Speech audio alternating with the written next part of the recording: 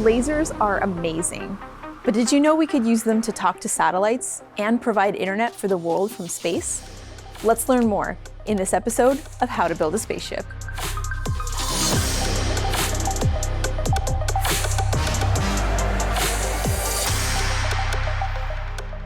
Space-based optical communication systems use lasers to transmit information. Both light and radio waves are part of the family of electromagnetic waves, which can travel through the vacuum of space and transmit information over vast distances. However, since laser light is a much shorter wavelength than radio waves traditionally used for communication, lasers can transmit more information per second than radio waves. This allows for data transmission rates of hundreds of gigabits per second, compared to the tens of megabits per second you might have on your home internet plan. Optical transmitters can emit a much narrower beam than radio transmitters. This means that more of the transmitted power is intercepted by the receiver and less power is wasted. This also makes laser signals harder to intercept than old-school radio signals, since they diffuse over a much smaller area. However, this also poses a tricky engineering feat. Communication between satellites, or between the ground and space, requires very precise alignment between the terminals in order to receive the transmission. This is a challenge because the link distance could be hundreds or thousands of kilometers or more, with each piece trying to talk or receive moving in different speeds and directions. When we say that lasers don't disperse as much as a radio signal, can you tell me about the differences? Right, so a radio beam coming down from space to Earth might cover an area as large as, say, a city.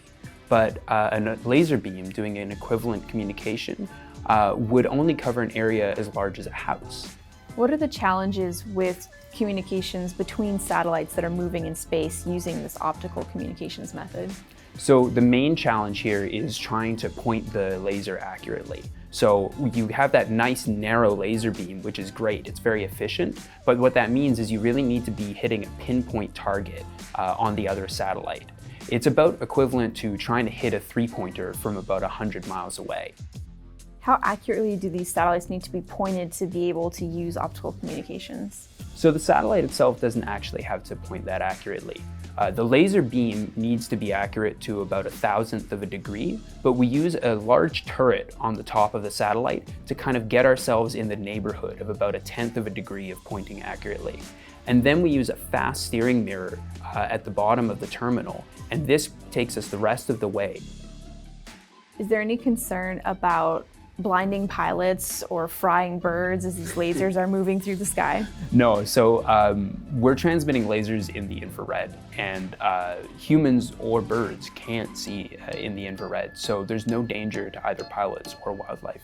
I'm Hugh Podmore, I'm a photon wrangler, and I'm a proud space sniffer. Yeah! Optical communication systems can also provide perfectly secure communication backed by quantum physics. As the Ottawa team works toward building the internet in the sky, they're also hard at work designing the quantum key distribution terminals of the future. And that's how we use lasers to transmit information to and from space. Is there anything lasers can't do?